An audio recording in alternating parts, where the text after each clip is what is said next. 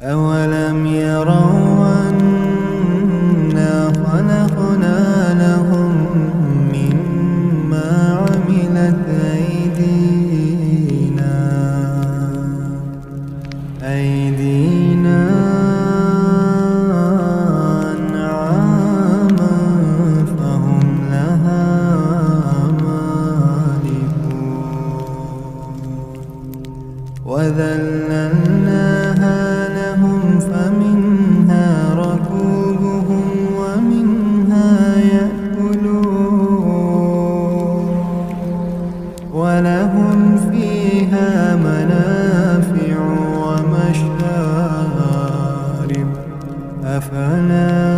يشكرون واتخذوا من دون الله آلهة لعلهم ينصرون لا يستطيعون نصرهم وهم لهم جند محضرون فلا يحزنك قولهم إنا نعلم ما يسرون وما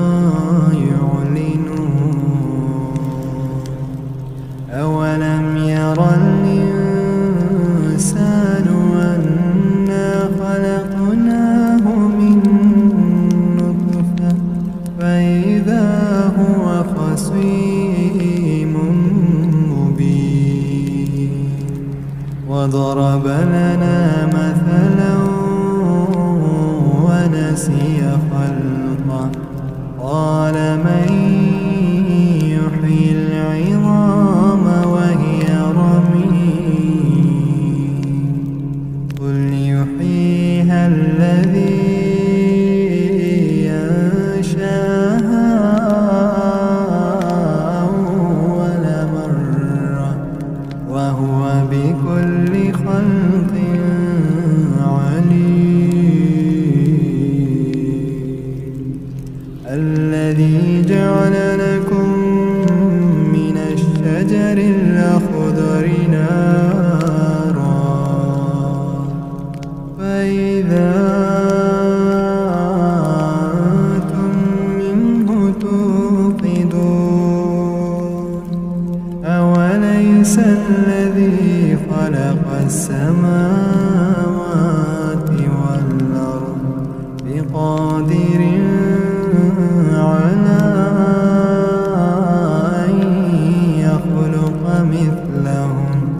بلى وهو الخلاق العليم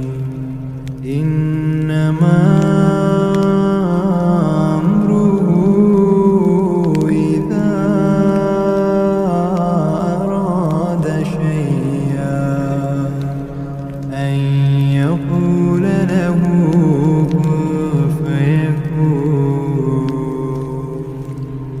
فسبحان الذي